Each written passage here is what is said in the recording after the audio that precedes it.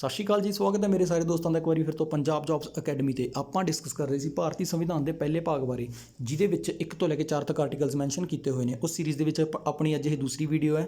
ਪਹਿਲੀ ਵੀਡੀਓ ਦੇ ਵਿੱਚ ਆਪਾਂ ਡਿਸਕਸ ਕੀਤੀ ਸੀ ਆਰਟੀਕਲਸ ਬਾਰੇ, ਉਹਨਾਂ ਦੀ ਲੈਂਗੁਏਜ ਕੀ ਹੈ, ਆਰਟੀਕਲ ਸਮਝਣ ਦੀ ਕੋਸ਼ਿਸ਼ ਆਪਾਂ ਕੀਤੀ ਸੀ। ਠੀਕ ਹੈ ਜੀ, ਕਿਸ ਆਰਟੀਕਲ ਦੇ ਵਿੱਚ ਨਵੀਆਂ ਸਟੇਟਸ ਬਣਦੀਆਂ ਨੇ, ਬਾਹਰ ਦੇ ਰਾਜ ਨੂੰ ਭਾਰਤ ਦੇ ਵਿੱਚ ਮਿਲਾਉਣ ਦਾ ਪ੍ਰੋਵੀਜ਼ਨ ਕਿਹੜੇ ਆਰਟੀਕਲ ਦੇ ਵਿੱਚ ਹੈ, ਆਰਟੀਕਲ 368 ਦੇ ਅੰਡਰ ਜਿਹੜੇ ਅਮੈਂਡਮੈਂਟਸ ਦਾ ਪ੍ਰੋਵੀਜ਼ਨ ਨੇ ਉਹਨਾਂ ਬਾਰੇ ਆਪਾਂ ਡਿਸਕਸ ਕੀਤੀ ਸੀ। ਠੀਕ ਹੈ ਜੀ, ਤੇ ਅੱਜ ਦੀ ਵੀਡੀਓ ਦੇ ਵਿੱਚ ਆਪਾਂ ਡਿਸਕਸ ਕਰਨ ਵਾਲੇ ਹਾਂ ਧਾਰ ਆਯੋਗ ਬਾਰੇ, JVP ਕਮੇਟੀ, ਫਸਲ ਅਲੀ ਕਮਿਸ਼ਨ ਬਾਰੇ। ਠੀਕ ਹੈ ਜੀ, ਕਿਹੜੀ ਟੈਰੀਟਰੀ ਕਦੋਂ ਭਾਰਤ 'ਚ ਮਿਲਾਏਗੀ, ਕਿਹੜਾ ਰਾਜ ਕਦੋਂ ਬਣਿਆ, ਕਿਹੜੇ ਰਾਜ ਦਾ ਨਾਮ ਕਦੋਂ ਬਦਲਿਆ ਗਿਆ, ਗੋਆ, ਪੁਡੂਚੇਰੀ, ਸਿੱਕਿਮ ਦਾ, ਦਮਨ ਦਿਊ, ਦਾਦਰ ਨਗਰ ਹਵੇਲੀ, ਇਹਨਾਂ ਸਾਰਿਆਂ ਬਾਰੇ ਆਪਾਂ ਡਿਸਕਸ ਕਰਾਂਗੇ। ਠੀਕ ਹੈ, ਆਪਣਾ ਕਾਪੀ ਪੈਨ ਨਾਲ ਲੈ ਕੇ ਬੈਠਿਆ ਕਰੋ ਤਾਂ ਕਿ ਬਾਰ-ਬਾਰ ਵੀਡੀਓਜ਼ ਦੇਖ ਕੇ ਟਾਈਮ ਵੇਸਟ ਨਾ ਕਰਨਾ ਪਵੇ। ਆਪਣੇ ਸ਼ਾਰਟ ਨੋਟਸ ਬਣਾਉਂਦੇ ਰਿਹਾ ਕਰੋ। ਠੀਕ ਹੈ ਜੀ,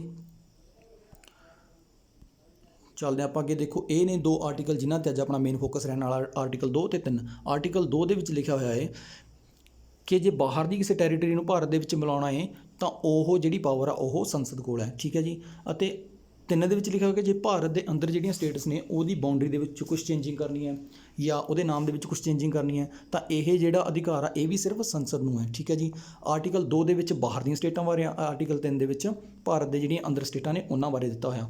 ਠੀਕ ਹੈ, ਚੱਲਦੇ ਅੱਗੇ। ਬਾਕੀ ਆ ਸਾਰਾ ਕੁਝ ਤੁਹਾਨੂੰ ਅਸੀਂ ਕੱਲ੍ਹ ਸਮਝਾ ਚੁੱਕੇ ਹਾਂ। Federation, union of states, confederation, ਸਾਰਾ ਕੁਝ ਸਮਝਾ ਚੁੱਕੇ ਹਾਂ। ਜਿਹੜੇ ਬੱਚਿਆਂ ਨੂੰ ਨਹੀਂ ਸਮਝ ਲੱਗਿਆ ਉਹ ਇੱਕ ਵਾਰ ਦੁਬਾਰਾ ਤੋਂ ਵੀਡੀਓ ਦੇਖਿਓ। ਠੀਕ ਹੈ ਜੀ, ਚੱਲਦੇ ਅੱਗੇ। ਦੇਖੋ, ਆਰਟੀਕਲ 2 ਬਾਹਰ ਦੇ ਰਾਜਾਂ ਨੂੰ ਭਾਰਤ ਵਿੱਚ ਮਿਲਾਉਣ ਦਾ ਅਧਿਕਾਰ ਜਿਹੜਾ ਉਹ ਸੰਸਦ ਨੂੰ ਹੈ। ਆਰਟੀਕਲ 2 ਅਤੇ 3 ਦੇ ਜਿਹੜੇ ਪ੍ਰੋਵੀਜ਼ਨਸ ਨੇ ਇਹਨਾਂ ਨੂੰ ਲਾਗੂ ਕਰਨ ਦੇ ਲਈ ਸੰਸਦ ਕੀ ਕਰਦੀ ਹੈ, ਸਿੰਪਲ ਮੈਜੋਰਟੀ ਨਾਲ ਬਿੱਲ ਪਾਸ ਕਰਦੀ ਹੈ। ਮਤਲਬ 50% + 1। ਸਿੰਪਲ ਮੈਜੋਰਟੀ ਦਾ ਮਤਲਬ ਹੁੰਦਾ 50% ਆਫ ਪ੍ਰੈਜ਼ੈਂਟ, ਜਿੰਨੇ ਸਦਨ ਦੇ ਵਿੱਚ ਮੌਜੂਦ ਨੇ ਉਹਨਾਂ ਦੇ 50% ਅਤੇ ਉਹ ਤੋਂ ਇੱਕ ਜ਼ਿਆਦਾ। ਠੀਕ ਹੈ ਜੀ, ਬਿੱਲ ਪਾਸ ਕਰਦੀ ਹੈ ਪ੍ਰੈਜ਼ੀਡੈਂਟ, ਉਹਨੂੰ ਆਪਣੀ ਪਰਮਿਸ਼ਨ ਦੇ ਦਿੰਦੇ ਨੇ ਤਾਂ ਉਹ ਬਿੱਲ ਜਿਹੜਾ ਕਾਨੂੰਨ ਬਣ ਜਾਂਦਾ। ਦੇਖੋ ਹੁਣ ਆਰਟੀਕਲ 2 ਨੂੰ ਸੰਸਦ ਨੇ ਕਿੱਥੇ ਕਿੱਥੇ ਯੂਜ਼ ਕੀਤਾ, ਇਹਦੇ ਵਿੱਚ ਦਿੱਤਾ ਨਹੀਂ ਹੋਇਆ। ਇੱਥੇ ਇੱਕ ਟੈਰੀਟਰੀ ਪੈਂਦੀ ਹੈ, ਇੱਕ ਨਹੀਂ ਦੋ, ਮਤਲਬ ਹੁਣ ਤਾਂ ਇੱਕ ਹੀ ਹੈ, ਪਹਿਲਾਂ 2 ਹੁੰਦੇ ਸੀ, ਦਾਦਰ ਨਗਰ ਹਵੇਲੀ ਅਤੇ ਦਮਨ ਐਂਡ ਦਿਊ। ਠੀਕ ਹੈ ਜੀ, ਹੁਣ ਤਾਂ ਦੋਨਾਂ ਨੂੰ ਮਿਲਾ ਕੇ ਇੱਕ ਕਰ ਦਿੱਤਾ ਗਿਆ। ਇੱਥੇ ਜਿਹੜੀ ਦਾਦਰ ਨਗਰ ਹਵੇਲੀ ਹੈ ਨਾ, ਦਾਦਰ ਨਗਰ ਹਵੇਲੀ DNH, ਇਹਨੂੰ 1954 ਦੇ ਵਿੱਚ ਭਾਰਤ ਨੇ ਆਪਣੇ ਕਬਜ਼ੇ ਦੇ ਵਿੱਚ ਲੈ ਲਿਆ ਸੀ। ਪਹਿਲਾਂ 1954 ਦੇ ਵਿੱਚ ਕਬਜ਼ੇ ਦੇ ਵਿੱਚ ਲੈ ਕੇ ਅਤੇ ਕੁਛ ਸਾਲਾਂ ਤੱਕ ਇਹਨੂੰ ਮਤਲਬ ਇੱਕ ਐਕਵਾਇਰਡ ਟੈਰੀਟਰੀ ਦੇ ਤੌਰ 'ਤੇ ਇਹਦਾ ਸ਼ਾਸਨ ਚਲਾਇਆ। ਠੀਕ ਹੈ ਜੀ, ਮਤਲਬ ਕਿ ਇਹਨੂੰ ਆਪਣੇ ਵਿੱਚ ਨਾ ਤਾਂ ਯੂਨੀਅਨ ਟੈਰੀਟਰੀ ਦੇ ਤੌਰ 'ਤੇ ਮਿਲਾਇਆ ਅਤੇ ਨਾ ਹੀ ਕੋਈ ਸਟੇਟ ਬਣਾਇਆ ਦਾਦਰ ਨਗਰ ਹਵੇਲੀ ਨੂੰ। ਠੀਕ ਹੈ, ਅਤੇ ਫਿਰ ਉਸ ਤੋਂ ਬਾਅਦ 1961 ਦੇ ਵਿੱਚ 10ਵੇਂ ਸੰਵਿਧਾਨ ਸੰਸ਼ੋਧਨ ਨਾਲ ਇਹਨੂੰ as a union territory Bharat ਦੀ ਸੰਸਦ ਨੇ ਭਾਰਤ ਦੇ ਵਿੱਚ ਮਿਲਾ ਲਿਆ। ਠੀਕ ਹੈ ਜੀ, ਇਹ ਕੁਝ ਅਮੈਂਡਮੈਂਟਸ ਤੁਸੀਂ ਯਾਦ ਰੱਖਿਓ, 10ਵਾਂ, 12ਵਾਂ, 14ਵਾਂ ਅਤੇ ਉਸ ਤੋਂ ਬਾਅਦ 35ਵਾਂ ਅਤੇ 36ਵਾਂ ਬਾਰੇ ਤਾਂ ਆਪਾਂ ਅਲੱਗ ਤੋਂ ਗੱਲ ਕਰਾਂਗੇ ਕਿਉਂਕਿ ਇਹ ਦੋਨੋਂ ਸਿੱਕਿਮ ਨਾਲ ਸੰਬੰਧਿਤ ਨੇ। ਠੀਕ ਹੈ ਜੀ, ਆਹ ਜਿਹੜੇ ਤਿੰਨੋਂ ਨੇ ਇਹ ਜਿਹੜੀਆਂ ਬਾਹਰ ਦੀਆਂ ਸਟੇਟਾਂ ਆਪਾਂ ਬਾਹਰ ਦੀ ਟੈਰੀਟਰੀ ਮਲਾਈ ਹੈ ਆਪਣੇ ਵਿੱਚ ਉਹਨਾਂ ਨਾਲ ਸੰਬੰਧਿਤ ਨੇ। ਠੀਕ ਹੈ ਜੀ, ਅਤੇ ਜਿਹੜੀ ਦਾਦਰ ਨਗਰ ਹਵੇਲੀ ਜਿਹੜਾ ਹੈਗਾ ਸੀ DNH ਹੈ ਨਾ, ਦਾਦਰ ਨਗਰ ਹਵੇਲੀ ਕਿਹਦੀ ਟੈਰੀਟਰੀ ਸੀ, ਇਹ ਪੁਰਤਗਾਲੀਆਂ ਦੀ ਟੈਰੀਟਰੀ ਸੀ। ਉਸ ਤੋਂ ਬਾਅਦ ਗੋਆ ਦੇ ਨਾਲ ਦਮਨ ਐਂਡ ਦਿਊ। ਠੀਕ ਹੈ ਜੀ, ਇਹਨਾਂ ਦੋਨਾਂ ਨੂੰ 1961 ਦੇ ਵਿੱਚ ਭਾਰਤ ਦੀ ਸੰਸਦ ਨੇ ਸਿੰਪਲ ਮੈਜੋਰਟੀ ਨਾਲ ਹੀ ਬਿੱਲ ਪਾਸ ਕਰਕੇ, ਮਤਲਬ 12ਵੇਂ ਸੰਵਿਧਾਨ ਸੰਸ਼ੋਧਨ ਨਾਲ। ਠੀਕ ਹੈ ਜੀ, 12ਵੇਂ ਸੰਵਿਧਾਨ ਸੰਸ਼ੋਧਨ ਨਾਲ as a union territory Bharat ਦੇ ਵਿੱਚ ਮਿਲਾ ਲਿਆ ਸੀ। ਕਿਹੜੇ ਗੋਆ ਅਤੇ ਦਮਨ ਐਂਡ ਦਿਊ ਨੂੰ। ਦੇਖੋ ਇਹ ਦੋਨੋਂ ਟੈਰੀਟਰੀਆਂ ਕਿਹੜੇ ਦੇਸ਼ ਦੇ ਅੰਡਰ ਉਸ ਟਾਈਮ ਆਉਂਦੀਆਂ ਸੀ, ਇਹ ਤੁਸੀਂ ਕਮੈਂਟ ਬਾਕਸ ਦੇ ਵਿੱਚ ਦੱਸੋਗੇ। ਠੀਕ ਹੈ ਜੀ, ਅਤੇ ਬਾਕੀ ਆਪਰੇਸ਼ਨ ਵਿਜੇ ਚਲਾ ਕੇ, ਮਤਲਬ ਕਿ ਪੁਲਿਸ ਫੋਰਸ ਭੇਜ ਕੇ ਉੱਥੇ ਫਿਰ ਗੋਆ 'ਤੇ ਕਬਜ਼ਾ ਕੀਤਾ ਸੀ ਭਾਰਤ ਦੀ ਸਰਕਾਰ ਨੇ। ਠੀਕ ਹੈ ਜੀ, ਦੋਨੋਂ 61 ਦੇ ਵਿੱਚ ਮਿਲਾਏ ਗਏ ਨੇ, ਦੋਨੋਂ ਨਹੀਂ ਤਿੰਨੋਂ, ਮਤਲਬ ਦਾਦਰ ਨਗਰ ਹਵੇਲੀ ਵੀ, ਦਮਨ ਦਿਊ ਅਤੇ ਗੋਆ ਵੀ। ਅਤੇ ਉਸ ਤੋਂ ਬਾਅਦ ਪੁਡੂਚੇਰੀ, ਜਿਹਨੂੰ ਪੁਡੂਚੇਰੀ ਤਾਂ ਹੁਣ ਕਹਿੰਦੇ ਆਪਾਂ, ਪਹਿਲਾਂ ਇਹਨੂੰ ਪੁਡੂਚੇਰੀ ਨਹੀਂ ਕਿਹਾ ਜਾਂਦਾ ਸੀ, ਪੁਡੂਚੇਰੀ ਨਹੀਂ ਕਿਹਾ ਜਾਂਦਾ ਸੀ, ਇਹਨੂੰ ਪਹਿਲਾਂ ਆਪਾਂ ਪੌਂਡੀਚੇਰੀ ਕਹਿੰਦੇ ਸੀ। ਠੀਕ ਹੈ ਜੀ, 1954 ਤੱਕ ਇਹ ਫਰਾਂਸ ਦੇ ਅੰਡਰ ਰਿਹਾ। ਫਰਾਂਸ ਨੇ 1954 ਦੇ ਵਿੱਚ ਇਹ ਟੈਰੀਟਰੀ ਭਾਰਤੀਆਂ ਨੂੰ ਮਤਲਬ ਦੇਤੀ ਸੀ, ਭਾਰਤ ਦੀ ਸਰਕਾਰ ਨੂੰ। ਅਤੇ ਉਸ ਤੋਂ ਬਾਅਦ 1962 ਦੇ ਵਿੱਚ ਭਾਰਤ ਨੇ ਇਹਨੂੰ ਐਜ਼ ਅ ਯੂਨੀਅਨ ਟੈਰੀਟਰੀ ਆਪਣੇ ਮਤਲਬ ਭਾਰਤ ਦੀ ਸੰਸਦ ਨੇ ਇਹਨੂੰ ਮਿਲਾ ਲਿਆ ਸੀ ਭਾਰਤ ਦੇ ਵਿੱਚ। ਠੀਕ ਹੈ ਜੀ, ਯੂਨੀਅਨ ਟੈਰੀਟਰੀ ਬਾਰੇ ਤੁਹਾਨੂੰ ਵੀਡੀਓ ਸ਼ਾਇਦ ਬਣਾ ਕੇ ਨਹੀਂ ਦਿੱਤੀ, ਇਹ ਜ਼ਰੂਰ ਬਣਾ ਕੇ ਦੇਵਾਂਗੇ ਕਿਉਂਕਿ ਇਹਦੇ ਵਿੱਚ ਵੀ 4 ਡਿਸਟ੍ਰਿਕਟ ਆਉਂਦੀਆਂ ਨੇ। ਠੀਕ ਹੈ ਜੀ, ਅਲੱਗ-ਅਲੱਗ ਸਟੇਟਸ ਦੇ ਵਿੱਚ ਪੈਂਦੀਆਂ ਨੇ। ਇਹਨਾਂ ਦੇ ਬਾਰੇ ਵੀ ਬੱਚਿਆਂ ਨੂੰ ਬਹੁਤ ਜ਼ਿਆਦਾ ਕਨਫਿਊਜ਼ਨ ਰਹਿੰਦਾ, ਇਹ ਤੁਹਾਡਾ ਕਨਫਿਊਜ਼ਨ ਜ਼ਰੂਰ ਦੂਰ ਕਰਾਂਗੇ। ਠੀਕ ਹੈ, ਇਹਦੇ ਨਾਲ ਸੰਬੰਧਿਤ ਜਲਦੀ ਵੀਡੀਓ ਤੁਹਾਨੂੰ ਬਣਾ ਕੇ ਆਪਾਂ ਦੇ ਦਾਂਗੇ। ਅਤੇ ਉਸ ਤੋਂ ਬਾਅਦ ਕਰਦੇ ਹਾਂ ਗੱਲ ਸਿੱਕਿਮ ਦੀ। ਦੇਖੋ, ਸਿੱਕਿਮ ਜਿਸ ਟਾਈਮ ਭਾਰਤ ਆਜ਼ਾਦ ਹੋਇਆ ਉਸ ਤੋਂ ਬਾਅਦ 1948 ਦੇ ਵਿੱਚ ਹੀ ਭਾਰਤ ਦੀ ਸਰਕਾਰ ਨੇ ਕੁਛ ਇਹਦੇ ਮਤਲਬ ਕੁਛ ਸਿਕਿਉਰਿਟੀ ਇਹਦੀ ਆਪਣੇ ਅੰਡਰ ਲੈ ਲਈ ਸੀ, ਠੀਕ ਹੈ ਜੀ। ਜਿਵੇਂ ਉਹਦੀ ਟੈਲੀਕਮਿਊਨੀਕੇਸ਼ਨ ਹੋ ਗਿਆ, ਫੋਰਨ ਅਫੇਅਰਸ ਹੋ ਗਏ, ਉਹਦੀ ਸਿਕਿਉਰਿਟੀ ਸਾਰੀ ਭਾਰਤ ਦੇ ਅੰਡਰ ਸੀ। ਪਰ 35ਵੇਂ ਸੰਵਿਧਾਨ ਸੰਸ਼ੋਧਨ ਨਾਲ ਜਿਹੜੀ ਉੱਥੇ ਦੀ ਮਤਲਬ ਪਬਲਿਕ ਸੀ, ਪਬਲਿਕ ਚਾਹੁੰਦੀ ਸੀ ਕਿ ਭਾਰਤ ਦੀ ਸਰਕਾਰ ਸਿੱਕਿਮ ਨੂੰ ਆਪਣੇ ਅੰਦਰ ਮਿਲਾ ਲਵੇ। ਤਾਂ 35ਵੇਂ ਸੰਵਿਧਾਨ ਸੰਸ਼ੋਧਨ ਨਾਲ ਸਰਕਾਰ ਨੇ ਕੀ ਕਰਿਆ, 35ਵੇਂ ਸੰਵਿਧਾਨ ਸੰਸ਼ੋਧਨ ਨਾਲ ਸਿੱਕਿਮ ਨੂੰ ਮਤਲਬ ਮਤਲਬ ਇੱਕ ਤਰ੍ਹਾਂ ਦੀ ਵੀ ਸਹਿਯੋਗੀ ਸਟੇਟ ਦੇ ਤੌਰ 'ਤੇ ਭਾਰਤ ਦੇ ਵਿੱਚ ਇਹਨੂੰ ਐਡ ਕਰ ਲਿਆ। ਭਾਰਤ ਦੀ ਕੋਈ ਟੈਰੀਟਰੀ ਜਾਂ ਯੂਨੀਅਨ ਟੈਰੀਟਰੀ ਜਾਂ ਸਟੇਟ ਨਹੀਂ ਬਣਾਇਆ, ਇੱਕ ਸਹਿਯੋਗੀ ਸਟੇਟ ਬਣਾ ਕੇ ਰੱਖਿਆ। ਸ਼ਾਸਨ ਕਿਹਦਾ ਚੱਲ ਰਿਹਾ ਉੱਥੇ, ਚੋਗੀਵਾਲ ਵੰਸ਼ ਦਾ ਹੀ, ਠੀਕ ਹੈ ਜੀ। ਇਹਦੇ ਵਿੱਚ ਸ਼ਾਇਦ ਨਹੀਂ ਦਿੱਤਾ ਹੋਇਆ, ਚੋਗੀਵਾਲ ਵੰਸ਼ ਦਾ ਸ਼ਾਸਨ ਰਿਹਾ ਇੱਥੇ, ਠੀਕ ਹੈ। ਪਰ ਜਿਹੜੀ ਉੱਥੇ ਦੀ ਪਬਲਿਕ ਸੀ ਉਹ ਨਹੀਂ ਖੁਸ਼ ਸੀ। ਤਾਂ ਉਹਨਾਂ ਨੇ ਫਿਰ ਜਦੋਂ ਬਹੁਤ ਜ਼ਿਆਦਾ ਹੋਰ ਵਿਦਰੋਹ ਕੀਤਾ ਤਾਂ ਭਾਰਤ ਨੇ ਫੌਜ ਭੇਜ ਕੇ ਉੱਥੇ ਰੈਫਰੈਂਡਮ ਕਰਵਾਇਆ। ਰੈਫਰੈਂਡਮ ਕਰਵਾ ਕੇ ਫਿਰ ਭਾਰਤੀ ਸੰਵਿਧਾਨ ਦੇ ਵਿੱਚ 36ਵਾਂ ਸੰਵਿਧਾਨ ਸੰਸ਼ੋਧਨ ਕੀਤਾ ਗਿਆ, ਜਿਹਦੇ ਨਾਲ ਸਿੱਕਿਮ ਨੂੰ ਐਜ਼ ਅ ਸਟੇਟ ਭਾਰਤ ਦੇ ਵਿੱਚ ਐਂਟਰ ਕੀਤਾ ਗਿਆ, ਠੀਕ ਹੈ ਜੀ। 35ਵਾਂ ਸੰਵਿਧਾਨ ਸੰਸ਼ੋਧਨ 1974 ਦੇ ਵਿੱਚ ਹੋਇਆ ਸੀ, 1974 'ਚ 36ਵਾਂ 1975 ਦੇ ਵਿੱਚ ਹੋਇਆ ਸੀ, ਠੀਕ ਹੈ ਜੀ। ਅਤੇ ਇੱਕ ਚੀਜ਼ ਹੋਰ ਇਹਦੇ ਵਿੱਚ ਤੁਸੀਂ ਯਾਦ ਕਰ ਲਿਓ, ਤੁਸੀਂ ਜਿਹੜੇ ਬੱਚੇ ਐਡਵਾਂਸ ਲੈਵਲ ਦੀ ਸਟੱਡੀ ਕਰਦੇ ਨੇ ਸਟੇਟ PCSE ਜਾਂ UPSC ਲੈਵਲ ਦੀ, ਉਹ ਜੇ ਉਹਨਾਂ ਨੇ ਸੰਵਿਧਾਨ ਦੇ ਆਰਟੀਕਲਸ ਪੜ੍ਹੇ ਨੇ ਤਾਂ ਕਿਸੇ ਜਗ੍ਹਾ 'ਤੇ ਆਰਟੀਕਲ 2A ਲਿਖਿਆ ਹੁੰਦਾ, ਠੀਕ ਹੈ। 2A ਪਿੱਛੇ ਲਿਖਿਆ ਹੁੰਦਾ ਨਿਰਸਤ, ਠੀਕ ਹੈ ਜੀ। ਉਹ ਨਿਰਸਤ ਕਰਨ ਦਾ ਮਤਲਬ ਇਹੀ ਸੀ ਕਿ ਜਿਹੜਾ ਆਰਟੀਕਲ 2 ਸੀ, ਆਰਟੀਕਲ 2 ਐਡ ਕੀਤਾ ਗਿਆ ਸੀ 35ਵੇਂ ਸੰਵਿਧਾਨ ਸੰਸ਼ੋਧਨ ਦੇ ਥਰੂ, ਕਿਹਦੇ ਲਈ, ਸਿੱਕਿਮ ਦੇ ਲਈ। ਅਤੇ 36ਵੇਂ ਸੰਵਿਧਾਨ ਸੰਸ਼ੋਧਨ ਦੇ ਥਰੂ ਉਹਨੂੰ ਕਰਤਾ ਸੀ ਖਾਰਜ। ਅਤੇ ਇੱਕ ਤੁਸੀਂ ਸ਼ਡਿਊਲ ਵੀ ਪੜ੍ਹਦੇ ਹੋ, 10ਵਾਂ ਸ਼ਡਿਊਲ, ਜਿਹਦੇ ਵਿੱਚ ਦਲ ਬਦਲ ਦਾ ਪ੍ਰੋਵੀਜ਼ਨ ਕੀਤਾ ਗਿਆ। ਜਿਹੜਾ 10ਵਾਂ ਸ਼ਡਿਊਲ ਸੀ, ਦਲ ਬਦਲ ਵਾਲਾ ਪ੍ਰੋਵੀਜ਼ਨ ਤਾਂ ਐਡ ਕੀਤਾ ਗਿਆ ਸੀ 1985 ਦੇ ਵਿੱਚ, ਪਰ ਉਸ ਤੋਂ ਪਹਿਲਾਂ 1976 ਦੇ ਵਿੱਚ 35ਵੇਂ ਸੰਵਿਧਾਨ ਸੰਸ਼ੋਧਨ ਦੇ ਨਾਲ ਹੀ ਸਿੱਕਿਮ ਵਾਸਤੇ 10ਵਾਂ ਜਿਹੜਾ ਸ਼ਡਿਊਲ ਉਹ ਐਡ ਕੀਤਾ ਗਿਆ ਸੀ, ਠੀਕ ਹੈ ਜੀ। 36ਵੇਂ ਸੰਵਿਧਾਨ ਸੰਸ਼ੋਧਨ ਦੇ ਨਾਲ ਇਹਨਾਂ ਦੋਨਾਂ ਨੂੰ ਖਾਰਜ ਕਰਤਾ ਸੀ, ਕਿਉਂਕਿ 35ਵੇਂ ਸੰਵਿਧਾਨ ਸੰਸ਼ੋਧਨ ਦੇ ਥਰੂ ਤਾਂ ਸਿੱਕਿਮ ਸੀ ਜਿਹੜਾ ਇੱਕ ਸਹਿਕਾਰੀ ਸਟੇਟ, ਮਤਲਬ ਇੱਕ ਸਹਿਯੋਗੀ ਸਟੇਟ ਸੀ, ਅਤੇ 36ਵੇਂ ਸੰਵਿਧਾਨ ਸੰਸ਼ੋਧਨ ਦੇ ਥਰੂ ਇਹ ਭਾਰਤ ਦੀ ਟੈਰੀਟਰੀ ਦੇ ਵਿੱਚ ਐਡ ਹੋ ਗਿਆ ਸੀ, ਠੀਕ ਹੈ ਜੀ। ਤਾਂ ਜਿਹੜੀ ਸ਼ਡਿਊਲ 2A ਆਰਟੀਕਲ 2A ਅਤੇ ਸ਼ਡਿਊਲ 10ਵਾਂ ਦੋਨਾਂ ਨੂੰ ਹੀ ਖਤਮ ਕਰ ਦਿੱਤਾ ਗਿਆ ਸੀ, ਠੀਕ ਹੈ ਜੀ।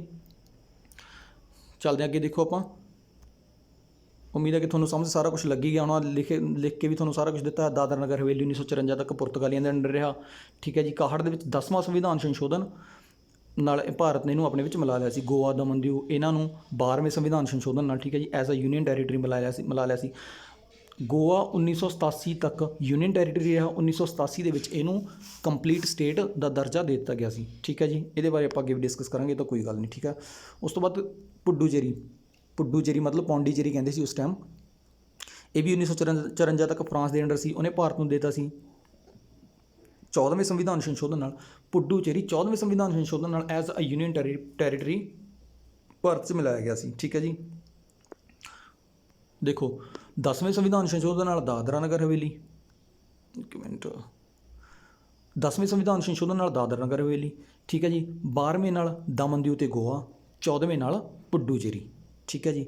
ਉਸ ਤੋਂ ਬਾਅਦ ਜਿਹੜਾ ਸਿੱਕਿਮ ਸੀ, ਸਿੱਕਿਮ ਬਾਰੇ ਆਪਾਂ ਗੱਲ ਕਰੀ ਚੁੱਕੇ ਹਾਂ। 35ਵਾਂ ਅਤੇ 36ਵਾਂ ਸੰਵਿਧਾਨ ਸੰਸ਼ੋਧਨ ਸੀ ਜਿਹੜੇ ਉਹ ਸਿੱਕਿਮ ਨਾਲ ਸੰਬੰਧਿਤ ਸੀ। ਚੋਗੀਵਾਲ ਵੰਸ਼ ਸੀ ਇੱਥੇ। 36ਵੇਂ ਸੰਵਿਧਾਨ ਸੰਸ਼ੋਧਨ ਨਾਲ ਉਹਨੂੰ ਖਤਮ ਕਰਤਾ ਸੀ, ਉੱਥੋਂ ਭਾਰਤ ਨੇ ਇਹਨੂੰ ਆਪਣੇ ਅੰਡਰ ਲੈ ਲਿਆ ਸੀ, ਠੀਕ ਹੈ। ਦੇਖੋ, ਚੱਲਦੇ ਹਾਂ ਅੱਗੇ। ਇਹ ਆਰਟੀਕਲ 2 ਤੁਹਾਨੂੰ ਸਮਝ ਲੱਗੀ ਗਿਆ ਹੋਣਾ। ਇਹਦੇ ਵਿੱਚ ਇਹ 3-4 ਰੀਜ਼ਨ ਸੀ ਜਿਹੜੇ ਭਾਰਤ ਨੇ ਆਜ਼ਾਦੀ ਤੋਂ ਬਾਅਦ ਆਪਣੇ ਵਿੱਚ ਐਡ ਕੀਤੇ ਸੀ, ਠੀਕ ਹੈ ਜੀ। ਆਰਟੀਕਲ 3 ਹੈ ਜਿਹੜਾ ਸਭ ਤੋਂ ਜ਼ਿਆਦਾ ਮੇਨ ਆ। ਦੇਖੋ, ਇਹਦੇ ਵਿੱਚ ਕੀ ਲਿਖਿਆ ਹੋਇਆ ਕਿ ਭਾਰਤ ਦੇ ਅੰਦਰੂਨੀ ਹਿੱਸਿਆਂ ਵਿੱਚ ਤਬਦੀਲੀ ਕਰਨਾ, ਜਿਵੇਂ ਇੱਕ ਰਾਜ ਤੋਂ ਨਵਾਂ ਰਾਜ ਬਣਾਉਣਾ ਹੋਵੇ, ਜਾਂ ਰਾਜਾਂ ਨੂੰ ਆਪਸ ਵਿੱਚ ਮਰਜ ਕਰਨਾ ਹੋਵੇ, ਜਾਂ ਰਾਜਾਂ ਦੇ ਨਾਮ ਤਬਦੀਲ ਕਰਨੇ ਹੋਣ। ਪੰਜਾਬ ਅਤੇ ਹਰਿਆਣੇ ਨੂੰ ਜਿਵੇਂ 1966 ਦੇ ਵਿੱਚ ਕਰਿਆ ਗਿਆ ਸੀ। ਉਸ ਤੋਂ ਬਾਅਦ ਆਂਧਰਾ ਪ੍ਰਦੇਸ਼ ਤੋਂ ਤੇਲੰਗਾਨਾ 2014 ਦੇ ਵਿੱਚ ਕਰਿਆ ਗਿਆ ਸੀ। ਦੇਖੋ, ਇਹਦਾ ਬੈਕਗਰਾਊਂਡ ਪੂਰਾ ਸਮਝਣ ਦੀ ਕੋਸ਼ਿਸ਼ ਕਰਿਓ। 1950 ਦੇ ਵਿੱਚ ਜਿਸ ਟਾਈਮ ਸੰਵਿਧਾਨ ਲਾਗੂ ਹੋਇਆ ਤਾਂ ਸੰਵਿਧਾਨ ਦੇ ਵਿੱਚ 4 ਤਰ੍ਹਾਂ ਦੀ ਮਤਲਬ ਕੈਟਾਗਰੀਆਂ ਬਣਾਈਆਂ ਹੋਈਆਂ ਸੀ ਸਟੇਟਾਂ ਨਾਲ ਸੰਬੰਧਿਤ। ਕੈਟਾਗਰੀ A ਦੇ ਵਿੱਚ ਰੱਖੀਆਂ ਹੋਈਆਂ ਸੀ ਜਿਹੜੀਆਂ ਬ੍ਰਿਟਿਸ਼ ਪ੍ਰਾਂਤ ਹੁੰਦੇ ਸੀ ਜਿਹੜੇ, ਠੀਕ ਹੈ ਜੀ, ਬ੍ਰਿਟਿਸ਼ ਪ੍ਰਾਂਤ ਹੁੰਦੇ ਸੀ। 2 ਦੇ ਵਿੱਚ B ਦੇ ਵਿੱਚ ਰੱਖਿਆ ਹੋਇਆ ਹੁੰਦਾ ਸੀ ਜਿਹੜੇ B ਦੇ ਵਿੱਚ ਹੁੰਦੇ ਸੀ ਜਿਹੜੇ ਪ੍ਰਿੰਸਲੀ ਸਟੇਟਸ ਜਿਹੜੀਆਂ ਹੁੰਦੀਆਂ ਸੀ, ਠੀਕ ਹੈ ਜੀ, ਪ੍ਰਿੰਸਲੀ ਸਟੇਟਸ। C ਦੇ ਵਿੱਚ ਹੁੰਦੇ ਸੀ ਜਿਹੜੇ ਚੀਫ ਕਮਿਸ਼ਨਰ ਵਾਲੇ ਹੁੰਦੇ ਸੀ, ਚੀਫ ਕਮਿਸ਼ਨਰ ਦੇ ਅੰਡਰ ਜਿਹੜੇ ਖੇਤਰ ਹੁੰਦੇ ਸੀ। ਅਤੇ D ਦੇ ਵਿੱਚ ਹੁੰਦੇ ਸੀ ਯੂਨੀਅਨ ਟੈਰੀਟਰੀਜ਼। ਮਤਲਬ ਕਿ 1950 ਦੇ ਵਿੱਚ ਭਾਰਤ ਦੀ ਸਿਰਫ ਇੱਕੋ ਯੂਨੀਅਨ ਟੈਰੀਟਰੀ ਸੀ, ਉਹ ਸੀ ਅੰਡੇਮਾਨ ਅਤੇ ਨਿਕੋਬਾਰ। ਅੰਡੇਮਾਨ ਨਿਕੋਬਾਰ ਕਿੱਥੇ ਪੈਂਦਾ? ਬੰਗਾਲ ਦੀ ਖਾੜੀ ਦੇ ਵਿੱਚ ਪੈਂਦਾ ਹੈ, ਠੀਕ ਹੈ ਜੀ। ਉਹ ਤੁਹਾਨੂੰ ਆਪਾਂ ਬਾਅਦ 'ਚ ਸਮਝਾ ਦਾਂਗੇ, ਕੋਈ ਗੱਲ ਨਹੀਂ, ਠੀਕ ਹੈ। ਤਾਂ ਇੱਕ ਤੁਸੀਂ 7ਵਾਂ ਜਿਹੜਾ ਭਾਗ ਪੜ੍ਹਦੇ ਹੋ ਕਿਸੇ ਜਗ੍ਹਾ 'ਤੇ ਨਹੀਂ, ਮਤਲਬ ਜਿੱਥੇ ਵੀ ਪੜ੍ਹਦੇ ਹੋ, ਜਿਹੜਾ 7ਵਾਂ ਭਾਗ ਹੈ, 7ਵਾਂ ਭਾਗ ਨਿਰਸਤ ਲਿਖਿਆ ਹੁੰਦਾ। 7ਵੇਂ ਭਾਗ ਦੇ ਨਿਰਸਤ ਹੋਣ ਦਾ ਕਾਰਨ ਕੀ ਸੀ ਪਤਾ ਹੈ? ਜਿਹੜੇ ਰੀਜ਼ਨ ਮਤਲਬ ਪ੍ਰਿੰਸਲੀ ਸਟੇਟਸ ਸੀ ਨਾ ਜਿਹੜੀਆਂ, ਮਤਲਬ 7ਵੇਂ ਭਾਗ ਦੇ ਵਿੱਚ ਲਿਖਿਆ ਕਿ ਜਿਹੜੀ ਕੈਟਾਗਰੀ B ਦੀਆਂ ਸਟੇਟਸ ਨੇ ਉਹਨਾਂ ਬਾਰੇ ਪ੍ਰੋਵੀਜ਼ਨਸ ਕੀਤੇ ਹੋਏ ਸੀ। ਠੀਕ ਹੈ, 1956 ਦੇ ਵਿੱਚ ਇਹ ਸਾਰੀਆਂ ਕੈਟਾਗਰੀਜ਼ ਖਤਮ ਕਰ ਦਿੱਤੀਆਂ ਗਈਆਂ। ਇਸ ਲਈ ਜਿਹੜੀ B ਕੈਟਾਗਰੀ ਸੀ ਉਹ ਵੀ ਖਤਮ ਕਰ ਦਿੱਤੀ ਗਈ, ਤਾਂ ਕਰਕੇ ਜਿਹੜਾ 7ਵਾਂ ਭਾਗ ਸੀ ਉਹਨੂੰ ਵੀ ਖਤਮ ਕਰ ਦਿੱਤਾ ਗਿਆ। ਠੀਕ ਹੈ ਜੀ, ਹੋਪ ਤੁਹਾਨੂੰ ਸਮਝ ਆ ਗਿਆ ਹੋਣਾ। ਬਾਕੀ ਅੱਗੇ ਤੁਹਾਨੂੰ ਹੋਰ ਇੱਕ ਵਾਰੀ ਪਤਾ ਲੱਗੂਗਾ ਜਿਸ ਟਾਈਮ ਅੱਗੇ ਤੁਹਾਨੂੰ ਸਮਝਾਉਂਦੇ। ਦੇਖੋ, ਭਾਸ਼ਾਈ ਪ੍ਰਾਂਤ ਆਯੋਗ, ਠੀਕ ਹੈ ਜੀ, ਧਾਰ ਜਿਹਨੂੰ ਆਪਾਂ ਧਾਰ ਕਮਿਸ਼ਨ ਕਹਿੰਦੇ ਹਾਂ, SK ਧਾਰ ਇਹਦੇ ਚੇਅਰਮੈਨ ਸੀ। ਜੂਨ 1948 ਦੇ ਵਿੱਚ ਸੀਕੁਐਂਸ ਸਮਝਣ ਦੀ ਕੋਸ਼ਿਸ਼ ਕਰਿਓ ਹਰੇਕ ਚੀਜ਼ ਦਾ। 1948 ਦੇ ਵਿੱਚ ਇਹ ਅਪਾਇੰਟ ਕੀਤਾ ਗਿਆ ਸੀ। ਠੀਕ ਹੈ ਜੀ, ਇਹਨੇ 48 ਜੂਨ ਦੇ ਵਿੱਚ ਅਪਾਇੰਟ ਕੀਤਾ। 6 ਮਹੀਨੇ ਬਾਅਦ ਇਹਨੇ ਆਪਣੀ ਰਿਪੋਰਟ ਪੇਸ਼ ਕਰੀ ਦਸੰਬਰ 1948 ਦੇ ਵਿੱਚ। ਇਹਨੇ ਕਿਹਾ ਕਿ ਰਾਜਾਂ ਦਾ ਜਿਹੜਾ ਪੁਨਰਗਠਨ ਉਹ ਪ੍ਰਸ਼ਾਸਨ ਦੇ ਆਧਾਰ 'ਤੇ ਹੋਣਾ ਚਾਹੀਦਾ ਹੈ, ਨਾ ਕਿ ਭਾਸ਼ਾ ਦੇ ਆਧਾਰ 'ਤੇ। ਠੀਕ ਹੈ ਜੀ, ਕਿਉਂਕਿ ਸਾਰੇ ਜਿਹੜੇ ਸਟੇਟ ਸੀ ਮਤਲਬ ਉਹ ਭਾਸ਼ਾ ਦੇ ਆਧਾਰ 'ਤੇ ਅਲੱਗ-ਅਲੱਗ, ਸਪੈਸ਼ਲੀ ਜਿਹੜੀਆਂ ਸਾਊਥ ਦੇ ਵਿੱਚ ਸਟੇਟਸ ਪੈਂਦੀਆਂ ਸੀ। ਠੀਕ ਹੈ ਜੀ, ਉਹ ਮੰਗ ਕਰ ਰਹੀਆਂ ਸੀ ਵੀ ਭਾਸ਼ਾ ਦੇ ਆਧਾਰ 'ਤੇ ਸਾਨੂੰ ਅਲੱਗ ਤੋਂ ਰਾਜ ਬਣਾ ਕੇ ਦਿਓ। ਇਸ ਲਈ ਸਰਕਾਰ ਨੇ ਜਿਹੜਾ ਇਹ ਆਯੋਗ ਬਣਾਇਆ ਸੀ। ਠੀਕ ਹੈ, ਇਹਨੇ ਰਿਪੋਰਟ ਪੇਸ਼ ਕੀਤੀ, ਕਹਿੰਦਾ ਭਾਸ਼ਾ ਦੇ ਆਧਾਰ 'ਤੇ ਨਹੀਂ, ਪ੍ਰਸ਼ਾਸਨ ਦੇ ਆਧਾਰ 'ਤੇ ਬਣਾਓ। ਠੀਕ ਹੈ ਜੀ, ਉਸ ਤੋਂ ਬਾਅਦ ਜਿਸ ਟਾਈਮ ਇਹਨੇ ਰਿਪੋਰਟ ਪੇਸ਼ ਕੀਤੀ ਤਾਂ 2-4 ਦਿਨਾਂ ਦੇ ਵਿੱਚ ਹੀ ਜਿਹੜੀ ਪਬਲਿਕ ਸੀ ਹੋਰ ਭੜਕ ਗਈ।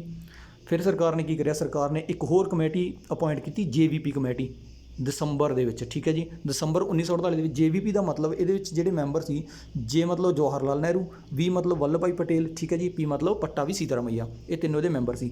ਇਹਨੇ ਵੀ ਅਪ੍ਰੈਲ 1949 ਦੇ ਵਿੱਚ ਰਿਪੋਰਟ ਪੇਸ਼ ਕੀਤੀ। ਇਹਨੇ ਵੀ ਉਵੇਂ ਕਿਹਾ, ਕਹਿੰਦੇ ਵੀ ਭਾਸ਼ਾ ਦੇ ਆਧਾਰ 'ਤੇ ਸਟੇਟਾਂ ਦੀ ਵੰਡ ਨਹੀਂ ਕੀਤੀ ਜਾ ਸਕਦੀ। ਠੀਕ ਹੈ ਜੀ, ਉਸ ਤੋਂ ਬਾਅਦ ਫਿਰ ਪਬਲਿਕ ਹੋਰ ਭੜਕ ਗਈ। ਜਿਸ ਟਾਈਮ ਪਬਲਿਕ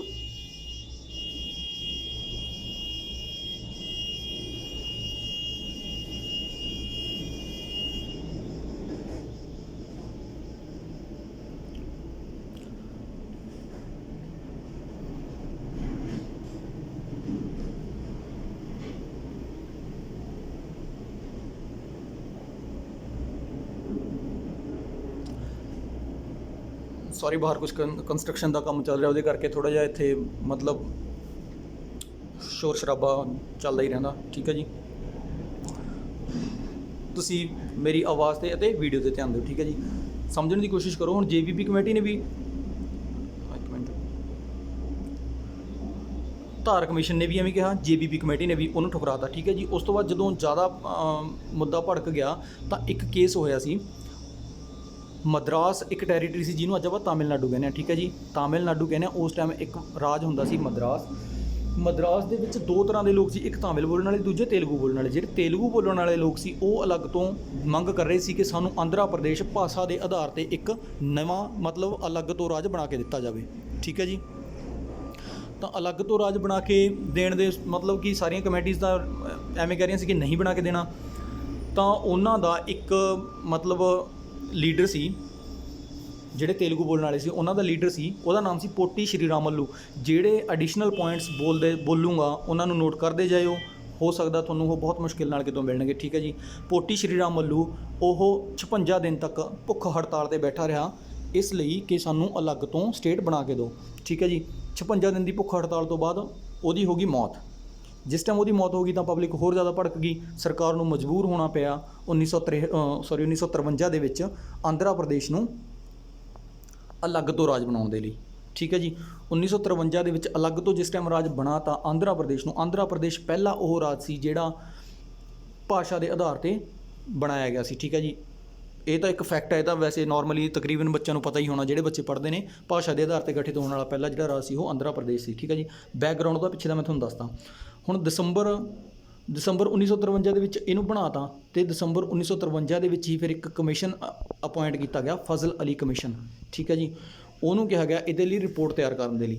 ਉਹਨੇ ਦਸੰਬਰ 1953 ਦੇ ਵਿੱਚ ਇਹ ਕਮਿਸ਼ਨ ਬਣਾਇਆ ਗਿਆ ਸੀ। ਉਹਨੇ ਆਪਣੀ ਰਿਪੋਰਟ ਪੇਸ਼ ਕੀਤੀ 1955 ਦੇ ਵਿੱਚ।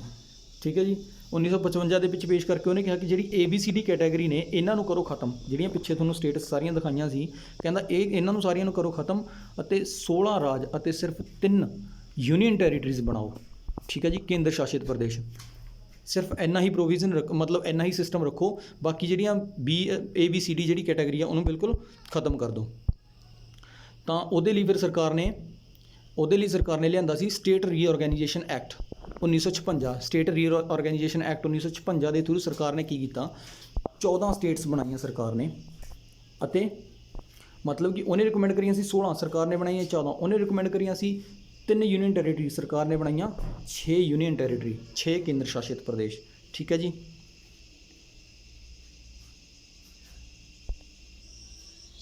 एक मिनट देखो, ਜਿਹੜੇ उस टाइम संसद ने 14 राज ਅਤੇ 6 ਕੇਂਦਰ ਸ਼ਾਸਿਤ ਪ੍ਰਦੇਸ਼ ਇਹ ਬਣਾਤੇ ਸੀ। ਆਂਧਰਾ ਪ੍ਰਦੇਸ਼, ਅਸਮ, ਬਿਹਾਰ, ਬੰਬੇ, ਜੰਮੂ ਕਸ਼ਮੀਰ, ਕੇਰਲ। ਠੀਕ ਹੈ ਜੀ। MP ਹੋ ਗਿਆ ਸੀ ਮਦਰਾਸ, ਮੈਸੂਰ, ਉੜੀਸਾ, ਪੰਜਾਬ, ਰਾਜਸਥਾਨ, UP ਅਤੇ ਵੈਸਟ ਬੰਗਾਲ। ਠੀਕ ਹੈ ਜੀ। ਐਵੇਂ ਅੰਡੇਮਾਨ ਨਿਕੋਬਾਰ, ਦਿੱਲੀ, ਹਿਮਾਚਲ ਪ੍ਰਦੇਸ਼, ਲਕਾਦੀਪ, ਮਣੀਪੁਰ, ਤ੍ਰਿਪੁਰਾ, ਇਹ ਸਾਰੀਆਂ ਮਤਲਬ ਯੂਨੀਅਨ ਟੈਰੀਟਰੀ ਸੀ।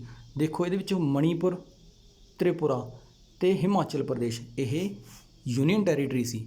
ਠੀਕ ਹੈ ਜੀ। ਯਾਦ ਰੱਖੋ ਅੱਗੇ ਆਪਾਂ, ਕਿਉਂਕਿ ਇਹ ਇਸ ਲਈ ਯਾਦ ਰੱਖਣ ਨੂੰ ਕਿਹਾ ਕਿਉਂਕਿ ਅੱਗੇ ਆਪਾਂ ਇਹਨਾਂ ਬਾਰੇ ਕੁਛ ਡਿਸਕਸ ਕਰਨ ਲੱਗੇ ਹਾਂ। ਠੀਕ ਹੈ ਜੀ। ਅਤੇ ਹੁਣ ਇੱਕ ਚੀਜ਼ ਦੇਖੋ, ਆਰਟੀਕਲ 2 ਦੇ ਵਿੱਚ ਜਿਹੜਾ ਵੀ ਕੁਛ ਪ੍ਰੋਵੀਜ਼ਨ ਗੌਰਮੈਂਟ ਮਤਲਬ ਸੰਸਦ ਐਡ ਕਰਦੀ ਰਹੀ ਆ, ਉਹਨੂੰ ਸੰਵਿਧਾਨ ਸੰਸ਼ੋਧਨ ਦੇ ਵਿੱਚ ਮੈਂਸ਼ਨ ਕੀਤਾ ਜਾਂਦਾ, ਕਿਉਂਕਿ ਜੇ ਨਵੀਂ ਟੈਰੀਟਰੀ ਕੋਈ ਵੀ ਆਪਾਂ ਭਾਰਤ ਦੇ ਵਿੱਚ ਐਡ ਕਰਦੇ ਹਾਂ ਤਾਂ ਉਹਦੇ ਲਈ ਆਪਾਂ ਨੂੰ ਕਾਨੂੰਨ ਬਣਾਉਣੇ ਪੈਣਗੇ। ਠੀਕ ਹੈ ਜੀ। ਇਸ ਲਈ ਆਪਾਂ ਉਹਨੂੰ ਐਡ ਕਰਦੇ ਹਾਂ।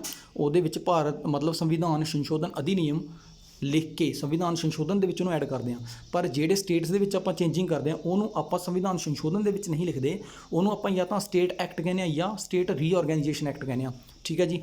ਜਿਹੜੇ ਬੱਚਿਆਂ ਕੋਲੇ ਕੋਈ ਵੀ ਸਟੈਂਡਰਡ ਬੁੱਕ ਹੈ, ਜਿਵੇਂ ਮਤਲਬ ਮੈਂ ਜਿਹੜਾ ਵੀ ਕੁਛ ਤੁਹਾਨੂੰ ਇਹ ਮਟੀਰੀਅਲ ਪ੍ਰੋਵਾਈਡ ਕਰਵਾ ਰਿਹਾ, ਇਹ ਲਕਸ਼ਮੀਕਾਂਤ ਦੀ ਕਿਤਾਬ ਹੈ, ਜਿਹਨੂੰ ਮਤਲਬ ਇੰਡੀਅਨ ਪੋਲਿਟੀ ਦਾ ਗ੍ਰੰਥ ਕਿਹਾ ਜਾਂਦਾ ਉਸ ਕਿਤਾਬ ਨੂੰ।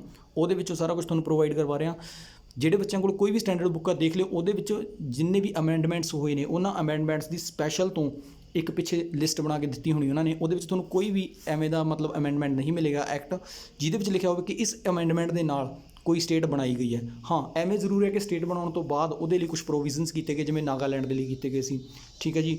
ਐਵੇਂ ਹਿਮਾਚਲ ਪ੍ਰਦੇਸ਼ ਦੇ ਲਈ ਕੀਤੇ ਗਏ ਸੀ। ਪਰ ਉਹ ਜਿਹੜੇ ਉਹਨਾਂ ਦੇ ਲਈ ਅਲੱਗ ਤੋਂ ਪ੍ਰੋਵੀਜ਼ਨ ਕੀਤੇ ਗਏ ਸੀ, ਉਹਨਾਂ ਨੂੰ ਕੁਛ ਸਪੈਸ਼ਲ ਸਟੇਟਸ ਦੇਣ ਵਾਸਤੇ ਉਹ ਮੈਂਸ਼ਨ ਕੀਤੇ ਗਏ ਨੇ। ਸਟੇਟ ਬਣਾਉਣ ਦਾ ਕੋਈ ਪ੍ਰੋਵੀਜ਼ਨ ਨਹੀਂ ਮੈਂਸ਼ਨ ਕੀਤਾ ਗਿਆ। ਠੀਕ ਹੈ ਜੀ। ਕਿਉਂਕਿ ਕਈ ਵਾਰ ਕਿਸੇ ਐਗਜ਼ਾਮ ਦੇ ਵਿੱਚ ਐਵੇਂ ਦਾ ਕੁਐਸਚਨ ਆ ਜਾਂਦਾ, ਜਿਵੇਂ ਕਿ ਪੰਜਾਬ ਦੇ ਪੇਪਰਾਂ ਦੇ ਵਿੱਚ ਐਵੇਂ ਆ ਸਕਦਾ, ਪੰਜਾਬ ਤੋਂ ਹਰਿਆਣੇ ਨੂੰ ਕਿਸ ਅਮੈਂਡਮੈਂਟ ਦੇ ਥਰੂ ਅਲੱਗ ਕੀਤਾ ਗਿਆ। ਤਾਂ ਤੁਸੀਂ ਇਹ ਯਾਦ ਰੱਖਣਾ, ਜੇ ਕਿਸੇ ਸਟੇਟ ਨੂੰ ਕਿਸੇ ਸਟੇਟ ਨਾਲੋਂ ਅਲੱਗ ਕਰਕੇ ਬਣਾਇਆ ਜਾਂਦਾ ਤਾਂ ਉਹਦੇ ਲਈ ਕੋਈ ਅਮੈਂਡਮੈਂਟ ਐਕਟ ਨਹੀਂ ਬਣਦਾ। ਠੀਕ ਹੈ ਜੀ।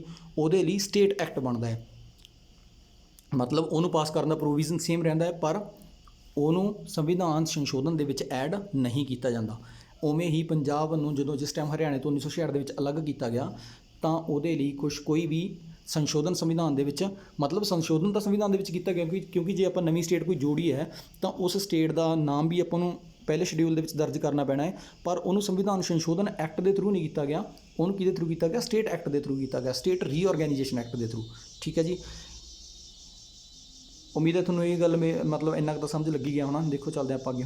ਹੁਣ ਦੇਖੋ ਕਿਹੜੀ ਸਟੇਟ ਕਦੋਂ ਬਣਾਈ ਗਈ। ਮੈਪ ਦੇ ਥਰੂ ਸਮਝਣ ਦੀ ਕੋਸ਼ਿਸ਼ ਕਰੋਗੇ, ਸ਼ਾਇਦ ਤੁਹਾਨੂੰ ਜ਼ਿਆਦਾ ਵਧੀਆ ਲੱਗ ਜਾਣਾ, ਮਤਲਬ ਜ਼ਿਆਦਾ ਵਧੀਆ ਸਮਝ ਲੱਗ ਜਾਣਾ। ਵੈਸੇ ਤਾਂ ਲਿਸਟ ਵੀ ਤੁਹਾਨੂੰ ਬਣਾ ਕੇ ਦਿੱਤੀ ਹੋਈ ਹੈ, ਜਿਹੜੇ ਬੱਚਿਆਂ ਨੂੰ ਨਹੀਂ ਸਮਝ ਲੱਗੂ ਫਿਰ ਉਹ ਦੇਖਦੇ ਹਾਂ। ਦੇਖੋ ਸਾਰਿਆਂ ਤੋਂ ਪਹਿਲਾਂ ਆ ਤਾਂ 1953 ਦੇ ਵਿੱਚ ਬਣੀ ਗਿਆ ਸੀ। ਠੀਕ ਹੈ ਜੀ। ਇੰਨਾ ਤਾਂ ਜਿਹੜਾ ਹੈਗਾ ਸੀ ਇਹ ਪਹਿਲਾਂ ਮਦਰਾਸ ਹੁੰਦਾ ਸੀ। ਆਹ ਤੇਲਗੂ ਬੋਲਣ ਵਾਲੇ ਸੀ ਜਿਹੜੇ ਆਂਧਰਾ ਪ੍ਰਦੇਸ਼ ਬਣ ਗਏ ਸੀ 1953 ਦੇ ਵਿੱਚ। ਠੀਕ ਹੈ ਜੀ। 1953 ਦੇ ਵਿੱਚ ਬਣ ਗਿਆ। ਇਹ ਮੈਪ ਆਪਣੇ ਕੋਲ 1956 ਦਾ, ਜਿਸ ਟਾਈਮ ਸਟੇਟ ਰੀਆਰਗੇਨਾਈਜੇਸ਼ਨ ਐਕਟ 1956 ਲਾਗੂ ਕੀਤਾ ਗਿਆ ਸੀ। ਇਹਦੇ ਵਿੱਚ 14 ਸਟੇਟ ਸੀ ਸਾਰੀਆਂ ਇਹ, ਅਤੇ ਇਹਦੇ ਵਿੱਚ 6 ਯੂਨੀਅਨ ਟੈਰੀਟਰੀ ਨੂੰ ਐਡ ਕੀਤਾ ਗਿਆ ਸੀ। ਦੇਖੋ ਇਹਦੇ ਵਿੱਚ ਨਾ ਤਾਂ ਸਿੱਕਿਮ ਹੈ ਇੱਥੇ, ਨਾ ਇੱਥੇ ਗੋਆ ਹੈ, ਨਾ ਇੱਥੇ ਪੁਡੂਚੇਰੀ ਦੀ ਰੀਜਨ ਨੇ, ਨਾ ਹੀ ਇੱਥੇ ਦਮਨ ਦੀਊ ਦੇ ਨੇ। ਠੀਕ ਹੈ ਜੀ। ਕਿਉਂਕਿ ਉਸ ਟਾਈਮ ਇਹ ਭਾਰਤ ਦੇ ਵਿੱਚ ਨਹੀਂ ਸੀ ਇਹਨਾਂ ਦੇ ਵਿੱਚੋਂ ਕੋਈ ਵੀ। ਠੀਕ ਹੈ। ਹੁਣ ਦੇਖੋ ਸਮਝਣ ਦੀ ਕੋਸ਼ਿਸ਼ ਕਰੋ। 1956 ਤੋਂ ਬਾਅਦ 1960 ਦੇ ਵਿੱਚ ਮੰਗ ਕਰੀ ਸਭ ਤੋਂ ਪਹਿਲਾਂ ਗੁਜਰਾਤ ਨੇ ਕਿ ਇਹ ਬੰਬੇ ਸੀ ਪਹਿਲਾਂ, ਬੰਬੇ ਨਾਲੋਂ ਅਲੱਗ ਕਰਕੇ ਗੁਜਰਾਤ ਨੂੰ ਅਲੱਗ ਬਣਾਇਆ ਜਾਵੇ। ਠੀਕ ਹੈ ਜੀ। ਫਿਰ 1960 ਦੇ ਵਿੱਚ ਸਾਰਿਆਂ ਤੋਂ ਪਹਿਲਾਂ ਬੰਬੇ ਨੂੰ ਅਲੱਗ ਕੀਤਾ ਗਿਆ। ਬੰਬੇ ਦਾ ਮਤਲਬ ਗੁਜਰਾਤ ਨੂੰ ਅਲੱਗ ਕੀਤਾ ਗਿਆ ਬੰਬੇ ਨਾਲੋਂ। ਬੰਬੇ ਦਾ ਵੀ ਨਾਮ ਬਦਲ ਕੇ ਮਹਾਰਾਸ਼ਟਰ ਕਰ ਦਿੱਤਾ ਗਿਆ 1960 ਦੇ ਵਿੱਚ ਹੀ। ਗੁਜਰਾਤ ਕਿੰਨਵੀਂ ਸਟੇਟ ਬਣੀ ਸੀ? 15ਵੀਂ, ਕਿਉਂਕਿ 14 ਆਪਣੇ ਕੋਲ ਪਹਿਲਾਂ ਹੀ ਸੀ। ਠੀਕ ਹੈ ਜੀ। 15ਵੀਂ ਸਟੇਟ ਬਣ ਗਈ ਗੁਜਰਾਤ। ਉਸ ਤੋਂ ਬਾਅਦ 1963 ਦੇ ਵਿੱਚ ਅਸਾਮ ਦੇ ਵਿੱਚੋਂ ਇੱਕ ਇੱਥੇ ਇਲਾਕਾ ਪੈਂਦਾ ਹੈ, ਇੱਥੇ ਨਾਗਾ ਜਨਜਾਤੀ ਦੇ ਲੋਕ ਰਹਿੰਦੇ ਨੇ।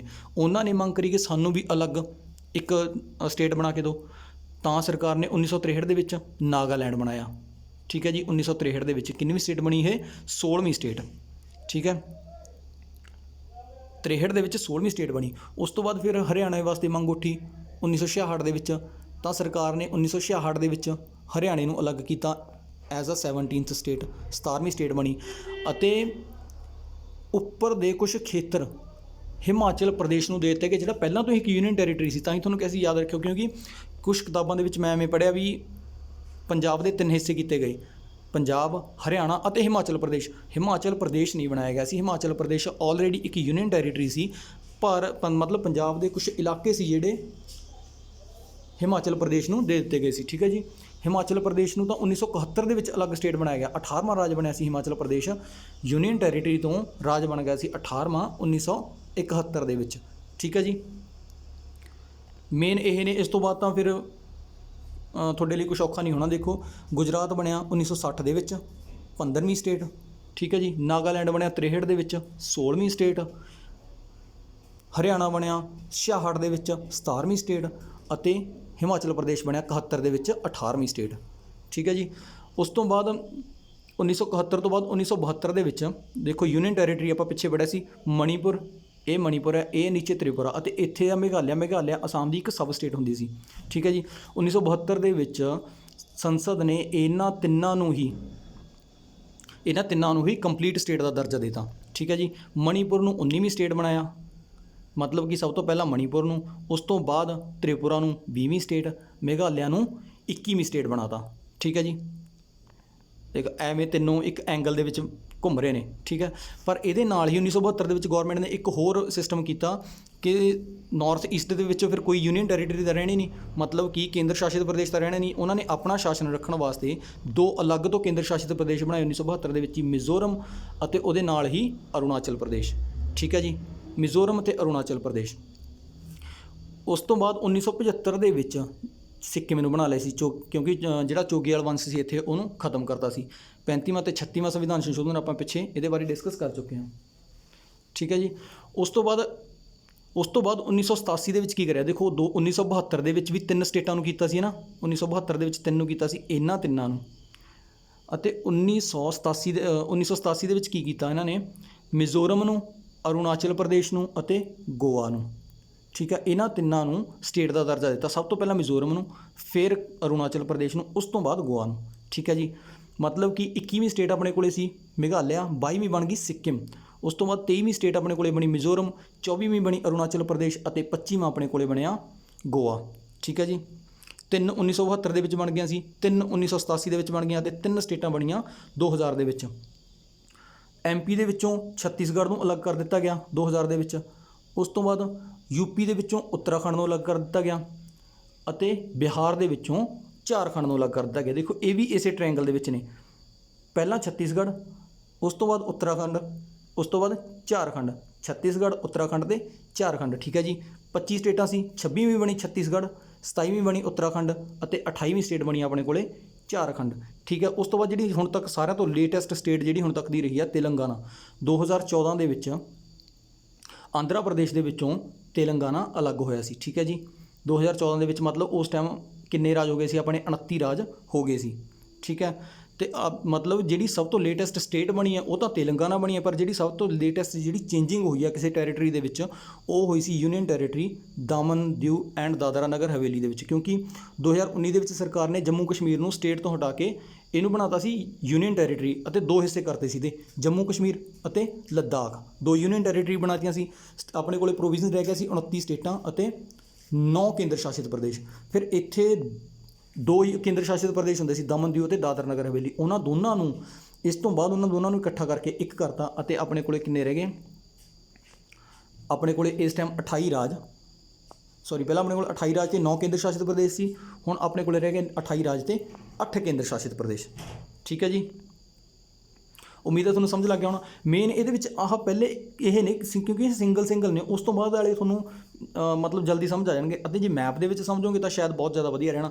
ਇਹ ਮੈਪ ਚਾਹੇ ਇਹਦਾ ਸਕਰੀਨਸ਼ਾਟ ਲੈ ਲਿਓ। ਠੀਕ ਹੈ ਜੀ। ਨਹੀਂ ਸਕਰੀਨਸ਼ਾਟ ਲੈਣਾ ਤਾਂ ਗੂਗਲ ਤੋਂ ਕਿਤੋਂ ਵੀ ਡਾਊਨਲੋਡ ਕਰ ਲਿਓ। 1956 ਦੇ ਮੈਪ ਦੇ ਵਿੱਚ ਇਹਨੂੰ ਸੋਲਵ ਕਰਕੇ ਦੇਖਿਓ ਕਿ ਕਿੱਥੇ ਕਿਹੜੀ ਸਟੇਟ ਕਦੋਂ ਬਣੀ ਸੀ। ਦੇਖੋ ਜਿਵੇਂ 60 ਦੇ ਵਿੱਚ ਗੁਜਰਾਤ ਬਣ ਗਈ ਸੀ 15ਵੀਂ ਸਟੇਟ, 16ਵੀਂ ਸਟੇਟ ਨਾਗਾਲੈਂਡ ਬਣ ਗਈ ਸੀ, ਕਦੋਂ ਬਣੀ ਸੀ ਇਹ 63 ਦੇ ਵਿੱਚ। ਉਦੋਂ 3 ਸਾਲ ਬਾਅਦ ਹਰਿਆਣਾ ਬਣ ਗਿਆ ਸੀ 17ਵੀਂ ਸਟੇਟ, ਠੀਕ ਹੈ ਜੀ। 71 ਦੇ ਵਿੱਚ ਬਣ ਗਿਆ ਸੀ ਹਿਮਾਚਲ ਪ੍ਰਦੇਸ਼ 18ਵੀਂ ਸਟੇਟ। 72 ਦੇ ਵਿੱਚ 3 ਸਟੇਟਾਂ ਬਣੀਆਂ ਸੀ, ਮਣੀਪੁਰ 19ਵੀਂ, ਤ੍ਰਿਪੁਰਾ 20ਵੀਂ, ਮੇਘਾਲਿਆ 21ਵੀਂ ਸਟੇਟ। 75 ਦੇ ਵਿੱਚ ਸਿੱਕਿਮ ਬਣੀ ਸੀ 22ਵੀਂ ਸਟੇਟ। 75 ਤੋਂ ਬਾਅਦ ਸਿੱਧਾ 87 ਦੇ ਵਿੱਚ 12 ਸਾਲ ਬਾਅਦ ਮਤਲਬ 3 ਸਟੇਟਾਂ ਫਿਰ ਬਣੀਆਂ ਸੀ, ਕਿਹੜੀਆਂ? ਮਿਜ਼ੋਰਮ ਅਤੇ ਅਰੁਣਾਚਲ ਪ੍ਰਦੇਸ਼ ਅਤੇ ਗੋਆ। ਮਿਜ਼ੋਰਮ 23ਵੀਂ ਸਟੇਟ, ਅਰੁਣਾਚਲ ਪ੍ਰਦੇਸ਼ 24ਵੀਂ ਅਤੇ ਗੋਆ 25ਵੀਂ ਸਟੇਟ, ਠੀਕ ਹੈ। ਉਸ ਤੋਂ ਬਾਅਦ 3 ਸਟੇਟਾਂ ਫਿਰ 2000 ਦੇ ਵਿੱਚ ਬਣੀਆਂ। ਉਦੋਂ 13 ਸਾਲ ਬਾਅਦ 3 ਸਟੇਟਾਂ ਹੋਰ ਬਣੀਆਂ। ਛੱਤੀਸਗੜ੍ਹ 26ਵੀਂ ਸਟੇਟ, ਠੀਕ ਹੈ ਜੀ। ਛੱਤੀਸਗੜ੍ਹ 26ਵੀਂ ਸਟੇਟ, ਉੱਤਰਾਖੰਡ 27ਵੀਂ ਸਟੇਟ ਅਤੇ ਝਾਰਖੰਡ 28ਵੀਂ ਸਟੇਟ, ਠੀਕ ਹੈ ਜੀ। ਅਤੇ ਸਭ ਤੋਂ ਲੇਟੈਸਟ ਤੁਹਾਨੂੰ ਦੱਸ ਹੀ ਚੁੱਕਿਆ 2014 ਦੇ ਵਿੱਚ ਜਿਹੜੀ ਬਣੀ ਸੀ ਤੇਲੰਗਾਨਾ ਬਣੀ ਸੀ, ਠੀਕ ਹੈ। ਉਮੀਦ ਹੈ ਤੁਹਾਨੂੰ ਸਮਝ ਆ ਗਿਆ ਹੋਣਾ ਇਹ।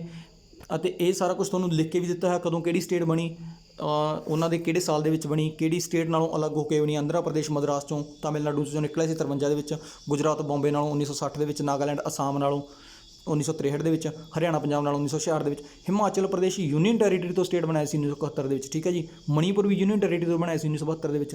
ਤ੍ਰਿਪੁਰਾ ਵੀ ਉਹ ਇੱਕ ਕੇਂਦਰ ਸ਼ਾਸਿਤ ਪ੍ਰਦੇਸ਼ ਸੀ, ਉਹਨੂੰ ਵੀ ਬਣਾਇਆ ਸੀ। ਉਸ ਤੋਂ ਬਾਅਦ ਜਿਹੜਾ ਮੇਘਾਲਿਆ ਸੀ ਇਹ ਅਸਾਮ ਦੀ ਸਬ ਸਟੇਟ ਸੀ, ਠੀਕ ਹੈ। ਇਹ ਸਾਰਾ ਕੁਝ ਦਿੱਤਾ ਹੋਇਆ ਹੈ। ਸਕਰੀਨਸ਼ਾਟ ਲੈ ਕੇ ਰੱਖਣਾ ਤਾਂ ਸਕਰੀਨਸ਼ਾਟ ਲੈ ਕੇ ਰੱਖ ਲਓ, ਠੀਕ ਹੈ ਜੀ। ਵੈਸੇ ਤਾਂ ਇਹਨੂੰ ਕੋਸ਼ਿਸ਼ ਕਰਿਓ ਤੁਸੀਂ ਇਹਨੂੰ ਮੈਪ ਦੇ ਵਿੱਚ ਸਮਝ ਸਕੋ ਤਾਂ ਤੁਹਾਨੂੰ ਜ਼ਿਆਦਾ, ਕਿਉਂਕਿ ਸੀਕੁਐਂਸ ਵੀ ਸਮਝ ਆ ਜਾਣਾ ਤੁਹਾਨੂੰ, ਕਿਹੜੀ ਸਟੇਟ ਕਦੋਂ ਕਿੱਥੇ ਬਣੀ ਇਹ ਵੀ ਤੁਹਾਨੂੰ ਸਮਝ ਆ ਜਾਣਾ, ਠੀਕ ਹੈ ਜੀ। ਤਾਂ ਹੀ ਇਸ ਲਈ ਤੁਹਾਨੂੰ ਪਹਿਲਾਂ ਇੱਕ ਸਟੇਟਸ ਦੀ ਵੀਡੀਓ ਬਣਾ ਕੇ ਪ੍ਰੋਵਾਈਡ ਕਰਵਾਈ ਸੀ, ਕਿਹੜੀ ਸਟੇਟ ਕਿੱਥੇ ਹੈ, ਤਾਂ ਕਿ ਤੁਹਾਡੇ ਦਿਮਾਗ ਦੇ ਵਿੱਚ ਬੈਠ ਸਕੇ। ਇਹ ਮੈਪ ਵੀ ਵੈਸੇ ਅੱਜ ਦਾ ਤਾਂ ਹੈ ਨਹੀਂ, ਕਿਉਂਕਿ ਉੱਤਰਾਂਚਲ ਲਿਖਿਆ ਇਹਦਾ ਮਤਲਬ ਕਿ ਇਹ 2006 ਤੋਂ ਪਹਿਲਾਂ ਦਾ ਮੈਪ ਹੈ, ਕਿਉਂਕਿ ਉੱਤਰਾਂਚਲ ਦਾ ਨਾਮ 2006 ਦੇ ਵਿੱਚ ਉੱਤਰਾਖੰਡ ਕਰ ਦਿੱਤਾ ਗਿਆ ਸੀ, ਠੀਕ ਹੈ ਜੀ। ਹੁਣ ਇਹ ਤਾਂ ਤੁਹਾਡਾ ਕੰਪਲੀਟ ਹੋ ਗਿਆ। ਤੁਹਾਨੂੰ ਇੱਕ ਚੀਜ਼ ਹੋਰ ਦੇਖ ਲਓ, ਆਹ ਖਾਲੀ ਮੈਪ ਆ, ਇਹਦੇ ਵਿੱਚ ਭਰ ਕੇ ਦੇਖ ਲਓ ਕਿਹੜੀ ਸਟੇਟ। ਦੇਖੋ ਪਹਿਲਾਂ ਜਿਹੜਾ ਉਹ ਰਫ ਮੈਪ ਦਿੱਤਾ 1956 ਵਾਲਾ, ਉਹਦੇ ਵਿੱਚ ਭਰ ਕੇ ਦੇਖ ਲਓ ਕਿਹੜੀ ਸਟੇਟ ਕਦੋਂ ਕਿੱਥੇ ਬਣੀ, ਕਿਵੇਂ ਬਣੀ, ਠੀਕ ਹੈ ਜੀ, ਕਿਹੜੇ ਸਾਲ ਦੇ ਵਿੱਚ ਬਣੀ। ਉਸ ਤੋਂ ਬਾਅਦ ਇਹਦੇ ਵਿੱਚ ਮਿਲਾ ਕੇ ਦੇਖ ਲਓ ਵੀ ਹਾਂ ਵੀ ਉਹ ਸਟੇਟ ਉਹੀ ਹੈ ਜਿਹੜੀ ਤੁਸੀਂ ਭਰ ਕੇ ਦੇਖੀ ਹੈ। ਦੇਖੋ ਚੱਲਦੇ ਹੁਣ ਆਪਾਂ ਅੱਗੇ, ਆਹ ਦੇਖ ਲਿਓ, ਇਹ ਵੀ ਥੋੜ੍ਹਾ ਯਾਦ ਰੱਖਣ ਦੀ ਕੋਸ਼ਿਸ਼ ਕਰ ਲਿਓ। ਸਟੇਟ ਅਤੇ ਯੂਨੀਅਨ ਟੈਰੀਟਰੀਜ਼ ਦੇ ਕਦੋਂ ਨਾਮ ਬਦਲੇ ਗਏ? ਸਾਰਿਆਂ ਤੋਂ ਪਹਿਲੀ ਜਿਹੜੀ ਯੂਨੀਅਨ ਮਤਲਬ ਸਟੇਟ ਦਾ ਨਾਮ ਬਦਲਿਆ ਗਿਆ ਸੀ, ਸੰਯੁਕਤ ਪ੍ਰਾਂਤ ਕਹਿੰਦੇ ਸੀ ਪਹਿਲਾਂ ਯੂਪੀ ਨੂੰ, ਠੀਕ ਹੈ ਜੀ। 1950 ਦੇ ਵਿੱਚ ਇਹਦਾ ਨਾਮ ਬਦਲ ਕੇ ਉੱਤਰ ਪ੍ਰਦੇਸ਼ ਕਰ ਦਿੱਤਾ ਗਿਆ ਸੀ। ਉਸ ਤੋਂ ਪਹਿਲਾਂ ਕਹਿੰਦੇ ਸੀ ਇਹਨੂੰ ਸੰਯੁਕਤ ਪ੍ਰਾਂਤ। ਉਸ ਤੋਂ ਬਾਅਦ 1969 ਦੇ ਵਿੱਚ ਮਦਰਾਸ ਨਾਲੋਂ 53 ਦੇ ਵਿੱਚ ਕੌਣ ਲੱਗਾ ਹੋਇਆ ਸੀ? ਆਂਧਰਾ ਪ੍ਰਦੇਸ਼, ਠੀਕ ਹੈ। ਇਹਨੂੰ ਮਦਰਾਸ ਤੋਂ ਬਦਲ ਕੇ 1969 ਦੇ ਵਿੱਚ ਤਾਮਿਲਨਾਡੂ ਕਰਤਾ। ਉਸ ਤੋਂ ਬਾਅਦ 1973 ਦੇ ਵਿੱਚ ਮੈਸੂਰ ਦਾ ਨਾਮ ਬਦਲ ਕੇ ਕਰਨਾਟਕਾ ਕਰ ਦਿੱਤਾ ਗਿਆ, ਠੀਕ ਹੈ ਜੀ। 1973 ਦੇ ਵਿੱਚ ਹੀ 3 ਆਈਲੈਂਡ ਸੀ, ਉਹਨਾਂ ਨੂੰ ਮਿਲਾ ਕੇ ਲਕਸ਼ਦੀਪ ਕਰ ਦਿੱਤਾ ਗਿਆ। ਲਕਾਦੀਪ, ਮਿਨੀਦੀਪ ਤੁਸੀਂ ਮਤਲਬ ਅਰਬ ਸਾਗਰ ਦੇ ਵਿੱਚ ਪੈਂਦੇ ਨੇ, ਠੀਕ ਹੈ ਜੀ। ਯੂਨੀਅਨ ਟੈਰੀਟਰੀਜ਼ ਬਾਰੇ ਤਾਂ ਤੁਹਾਨੂੰ ਕਲੀਅਰ ਇੱਕ ਵੀਡੀਓ ਬਣਾ ਕੇ ਜ਼ਰੂਰ ਦੇਵਾਂਗੇ 5-7 ਮਿੰਟ ਦੀ, ਉਹਦੇ ਵਿੱਚ ਤੁਹਾਨੂੰ ਸਾਰਾ ਕੁਝ ਕਲੀਅਰ ਕਰਵਾਉਣ ਦੀ ਕੋਸ਼ਿਸ਼ ਕਰਾਂਗੇ, ਠੀਕ ਹੈ ਜੀ। ਮਤਲਬ ਕਿ ਪਹਿਲਾਂ ਇਹਨਾਂ ਆਈਲੈਂਡਸ ਨੂੰ ਅਲੱਗ-ਅਲੱਗ ਨਾਮ ਨਾਲ ਜਾਣਦੇ ਸੀ। 1973 ਦੇ ਵਿੱਚ ਇਹਨਾਂ ਨੂੰ ਇੱਕ ਹੀ ਨਾਮ ਦੇ ਦਿੱਤਾ ਗਿਆ, ਕਿਹੜਾ? ਲਕਸ਼ਦੀਪ। 1992 ਦੇ ਵਿੱਚ ਦਿੱਲੀ ਦਾ ਨਵਾਂ ਨਾਮ ਰੱਖਿਆ ਗਿਆ NCR, ਇਹਨੂੰ ਨੈਸ਼ਨਲ ਕੈਪੀਟਲ ਰੀਜਨ ਦਿੱਲੀ ਕਹਿੰਦੇ ਨੇ, ਠੀਕ ਹੈ ਜੀ। ਉਸ ਤੋਂ ਬਾਅਦ 2006 ਦੇ ਵਿੱਚ ਉੱਤਰਾਂਚਲ ਦਾ ਨਾਮ ਬਦਲ ਕੇ ਕਰ ਦਿੱਤਾ ਗਿਆ ਉੱਤਰਾਖੰਡ, ਅਤੇ 2011 ਦੇ ਵਿੱਚ ਪਾਂਡੀਚੇਰੀ ਦਾ ਨਾਮ ਬਦਲ ਕੇ ਕਰ ਦਿੱਤਾ ਗਿਆ ਪੁਡੂਚੇਰੀ, ਠੀਕ ਹੈ ਜੀ। ਉਮੀਦ ਹੈ ਸਾਰਿਆਂ ਨੂੰ ਇਹ ਸਮਝ ਆ ਗਿਆ ਹੋਣਾ। ਬਾਕੀ ਇਹ ਤੁਹਾਨੂੰ ਸਾਰਾ ਕੱਲ੍ਹ ਮਤਲਬ ਜਿਹੜੀ ਪਿਛਲੀ ਵੀਡੀਓ ਸੀ ਉਹਦੇ ਵਿੱਚ ਸਮਝਾ ਚੁੱਕੇ ਸੀ। ਆਰਟੀਕਲ 368 ਦੇ ਜਿਹੜੇ ਪ੍ਰੋਵੀਜ਼ਨ ਸੀ ਇਹ ਵੀ ਤੁਹਾਨੂੰ ਪਿਛਲੀ ਵੀਡੀਓ ਦੇ ਵਿੱਚ ਸਮਝਾ ਚੁੱਕੇ ਸੀ, ਠੀਕ ਹੈ ਜੀ। ਬਾਕੀ ਆਪਣੇ ਸ਼ਾਰਟ ਨੋਟਸ ਬਣਾਉਂਦੇ ਰਹੋ ਜ਼ਿਆਦਾ, ਕਿਉਂਕਿ ਜੇ ਬਾਰ-ਬਾਰ ਵੀਡੀਓਜ਼ ਦੇਖੋਗੇ ਤਾਂ ਤੁਹਾਡਾ ਟਾਈਮ ਬਹੁਤ ਜ਼ਿਆਦਾ ਵੇਸਟ ਹੋਣਾ ਹੈ। ਅਤੇ ਜਿਹੜਾ ਤੁਹਾਨੂੰ ਇਹ ਮਟੀਰੀਅਲ ਮਿਲ ਰਿਹਾ ਬਿਲਕੁਲ ਔਥੈਂਟਿਕੇਟ ਮਟੀਰੀਅਲ ਹੈ, ਕਿਉਂਕਿ ਇਹ ਲక్ష్ਮੀਕਾਂਤ ਦੇ ਵਿੱਚੋਂ ਲਿਆ ਗਿਆ ਹੈ। ਜਿਹੜੇ ਬੱਚਿਆਂ ਕੋਲੇ ਉਹ ਬੁੱਕ ਹੈ, ਚਲੋ ਠੀਕ ਆ, ਬਹੁਤ ਵਧੀਆ ਗੱਲ ਹੈ, ਉਹਨੂੰ ਪੜ੍ਹਨ ਦੀ ਕੋਸ਼ਿਸ਼ ਕਰੋ। ਅਤੇ ਬਾਕੀ ਆਪਣੇ ਵੱਲੋਂ ਕੋਸ਼ਿਸ਼ ਕਰਦੇ ਤੁਹਾਨੂੰ ਚੰਗੀ ਤਰ੍ਹਾਂ ਸਮਝਾਉਣ ਦੀ, ਠੀਕ ਹੈ ਜੀ। ਅਤੇ ਠੀਕ ਹੈ ਦੋਸਤੋ, ਅੱਜ ਦੇ ਲਈ ਇੰਨਾ ਹੀ। ਵੀਡੀਓ ਨੂੰ ਲਾਈਕ ਕਰ ਦਿਓ, ਸ਼ੇਅਰ ਕਰ ਦਿਓ। ਜਿਹੜੇ ਨਵੇਂ ਬੱਚੇ ਨੇ ਚੈਨਲ ਨੂੰ ਵੀ ਸਬਸਕ੍ਰਾਈਬ ਕਰ ਲਿਓ। ਅਤੇ ਪੰਜਾਬ ਦੀ ਜਿਹੜਾ ਮਤਲਬ ਪੰਜਾਬ ਅਤੇ ਹਰਿਆਣੇ ਦੀ ਜਿਹੜੀ ਵੰਡ ਹੋਈ ਸੀ ਉਹਦੇ ਨਾਲ ਸੰਬੰਧਿਤ ਇੱਕ ਵੀਡੀਓ ਤੁਹਾਨੂੰ ਜਲਦੀ ਹੋ ਸਕਿਆ ਤਾਂ ਕੱਲ੍ਹ ਨੂੰ ਤੁਹਾਨੂੰ ਬਣਾ ਕੇ ਜ਼ਰੂਰ ਦੇਵਾਂਗੇ। ਉਹਦਾ ਪੂਰਾ ਬੈਕਗਰਾਊਂਡ ਲੈ ਕੇ ਕਦੋਂ ਕਿੱਥੋਂ ਚੰਡੀਗੜ੍ਹ ਨੂੰ ਅਤੇ ਉਸ ਤੋਂ ਬਾਅਦ ਪੈਪਸੂ ਸਾਰਾ ਕੁਛ ਆਪਾਂ ਇੱਕੋ ਵੀਡੀਓ ਦੇ ਵਿੱਚ ਲਪੇਟ ਲਾਂਗੇ, ਠੀਕ ਹੈ ਜੀ। ਠੀਕ ਹੈ ਦੋਸਤੋ, ਬਹੁਤ ਬਹੁਤ ਧੰਨਵਾਦ ਤੁਹਾਡਾ ਸਾਰਿਆਂ ਦਾ। ਵੀਡੀਓ ਨੂੰ ਸ਼ੇਅਰ ਕਰ ਦਿਓ ਜ਼ਰੂਰ, ਕਿਉਂਕਿ ਇਹ ਜਾਣਕਾਰੀ ਹੋਰ ਬੱਚਿਆਂ ਤੱਕ ਵੀ ਪਹੁੰਚਣੀ ਚਾਹੀਦੀ ਹੈ, ਠੀਕ ਹੈ ਜੀ। ਸਤਿ ਸ਼੍ਰੀ ਅਕਾਲ ਜੀ।